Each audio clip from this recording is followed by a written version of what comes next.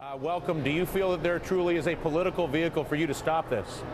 I think there is. I think the American people are outraged that the Republicans are holding hostage 2 million unemployed workers and an extension of tax breaks for the middle class in order to give huge tax breaks to millionaires and billionaires who don't need it and in some cases don't even want it. And in the midst of all of this, driving up our national debt for our kids and our grandchildren to have to pay off. The American people don't want this agreement. Our job is to get a handful of Republicans on board and saying, no, we can do a lot better than that. Does that mean filibuster?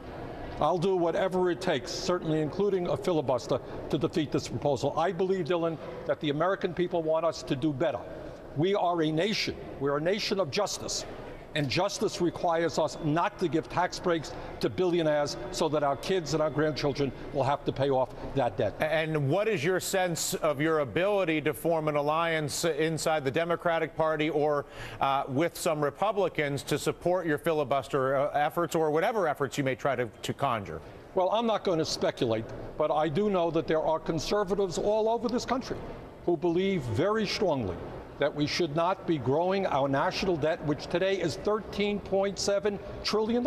They understand that that is unsustainable, and I hope we can work with conservatives, moderates, and progressives all over this country to come up with a proposal that protects the unemployed, that protects the middle class, but says to the wealthiest 1 or 2%, sorry, you're doing just fine right now. You don't need more tax breaks. Those who would argue that this is an act of political brilliance on the part of the president, that the president has effectively conceded to the Republicans and that either there won't be jobs and then he'll be able to say, listen, we tried your crazy tax cutting strategy for the third time in over 10 years. We're now going back to raising taxes, basically letting them play out their hand, or there are jobs. But either way, this president looks better 2 years from now because he either has leverage to reverse on taxes or there are jobs.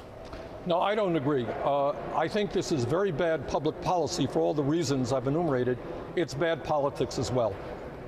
The president and many of us campaigned vigorously in saying we thought that the Bush tax policy of giving tax breaks to the very rich didn't work.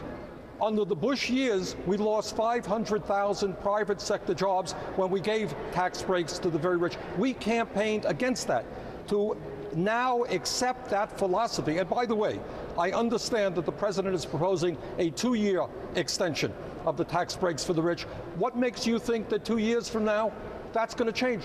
Who in fact is going to believe the president or anybody when they say, well, I'm not going to extend the tax breaks for the rich? That's what we said 2 years ago.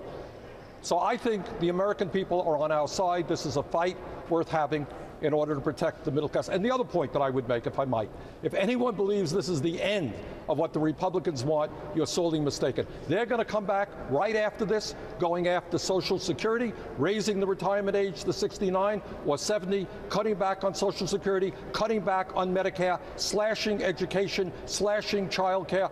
This is just a begin of their run, of their efforts. And we cannot continue to be on the defensive. I think we've got the American people on our side. I think we can win this struggle. Senator Sanders.